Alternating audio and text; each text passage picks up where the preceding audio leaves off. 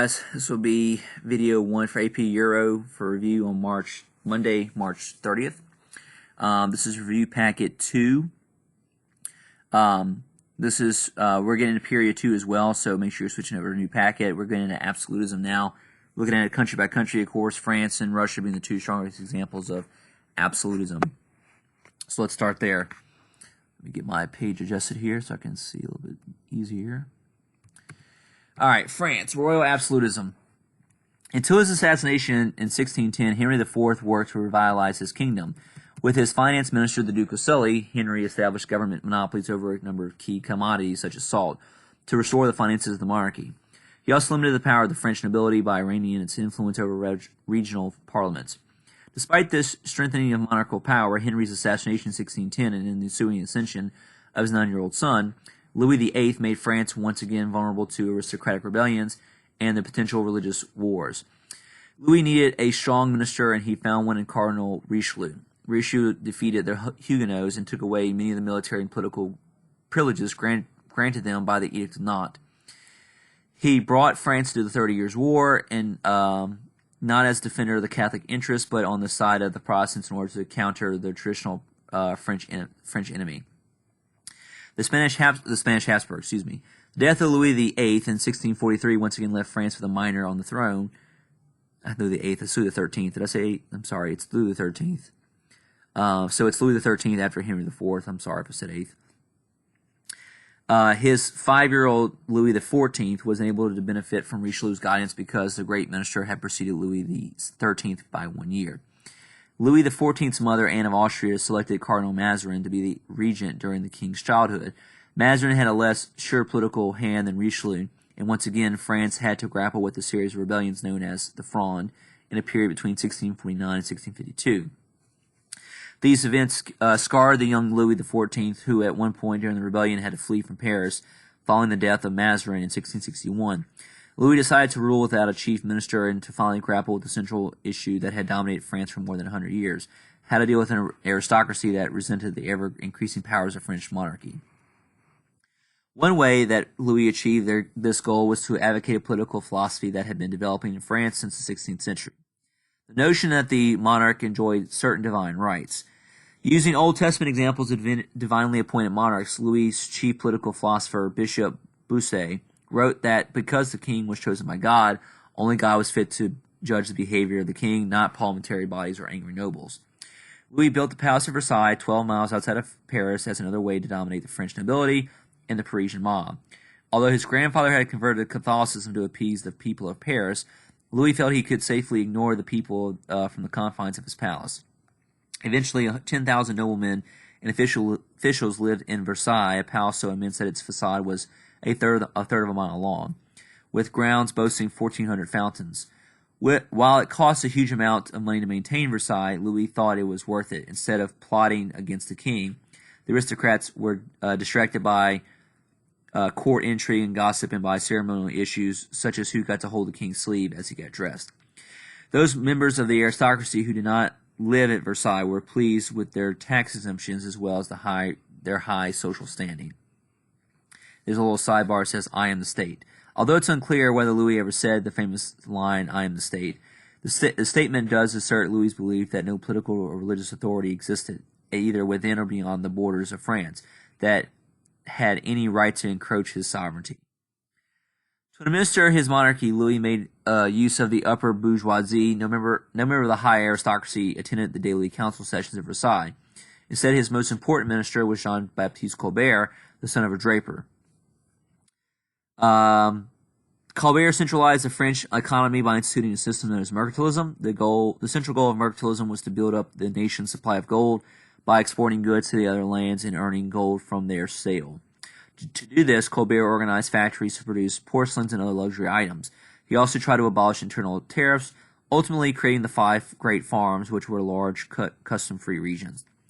Part of mercantilism was a reliance on foreign colonies to buy the mother country's exports. To that end, Colbert succeeded in helping to create France's vast overseas empire. By the 1680s, Louis controlled trading posts in India, slave trading centers in the west coast of Africa, and several islands in the Caribbean. While the largest colonial possession was New France, the territory we know today as Quebec. Colbert particularly wanted to strike at the rich commercial empire of the Dutch, so he organized the French East India Company to compete with the Dutch. It enjoyed only limited success as a result of part of the excessive government control and a lack of interest in such ventures by the French elite. Louis XIV touted religious unity in France as a means of enhancing royal absolutism. While during the reign of his father the rights of Huguenots had declined due to the hostility of Richelieu, the Edict of Nantes was still in effect. Louis decided the time had come to eradicate Calvinism in France. In 1685, he revoked the Edict of Nantes, a fateful decision that would greatly weaken the French state.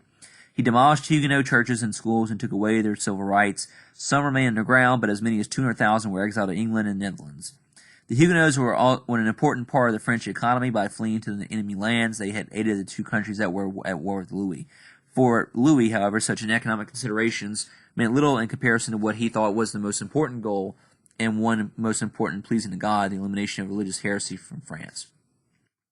During the reign of Louis XIV, France was involved in a series of wars as a means to satiate Louis's desire for territorial expansion.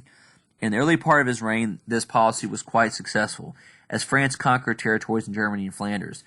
This success lasted until 1688, when the English, in a move that marked their Glorious Revolution, replaced James II, the king who had received subsidies from the French, with a new monarch, William of Orange, who as leader of the Netherlands was committed to waging total war against Louis. After 1688, another series of wars erupted that lasted for 25 years, including the War of Spanish Succession between France and the English and the Dutch allies. This war lasted from 1702 to 1713 and concluded with the Treaty of Utrecht, which left a Bourbon, Louis's grandson, on the throne of Spain, but forbade the same monarch from ruling both Spain and France. These wars ultimately resulted in the containment of Louis XIV's France, but left the French peasantry hard pressed to pay the taxes to support Louis's constant desire for glory. England, the Stuarts, where absolutism failed with the Stuarts, and instead they do constitutionalism more. The Stuarts. When Elizabeth died in 1603, as promised, her cousin James VI of Scotland inherited the throne, becoming James I of England.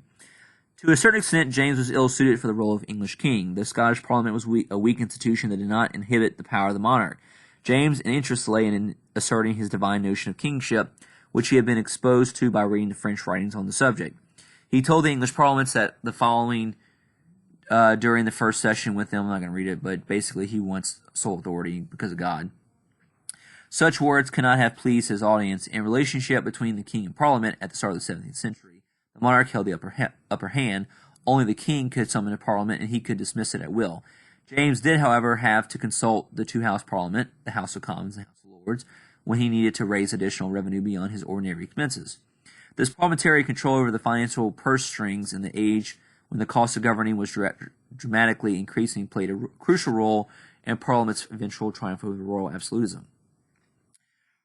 Religious issues further complicated James' reign. He was always suspected of being a closet Catholic. The religious settlement worked out by Elizabeth in 1559 was no longer adequate in an age where English religious passions grew increasingly intense. It failed to satisfy the radical Calvinist Protestants, known as Puritans, who emerged during the Stuart period. In 1603, most Puritans still belonged to the Church of England, although they were a minority within the church. For the most part, what distinguished the Puritans was that they wanted to see the church purified of all traces of Catholicism. Although raised in Calvinist Scotland, James, on his arrival in England, found the Church of England with its hierarchical clergy and ornate rituals more to his taste. He believed its episcopal structure was particularly well suited to the idea of the divine right of kings. In 1604, when a group of Puritans petitioned the new king to reform the Church of England, James met them with the declaration, "I will have one doctrine, one discipline, and one religion, both in substance and ceremony."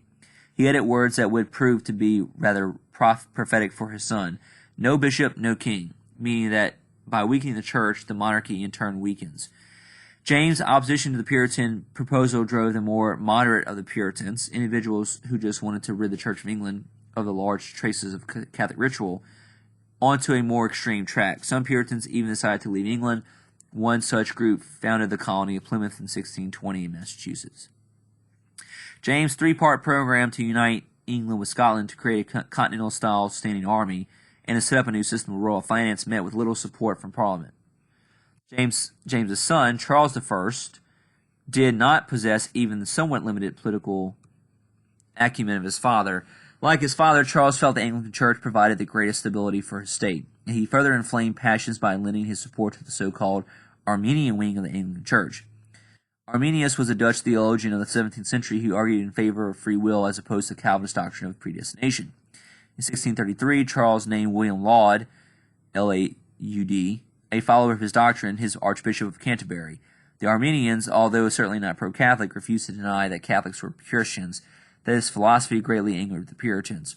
The Arminians further antagonized Puritan sentiment by advocating a more ornate church service. And we're going to stop video 1 there.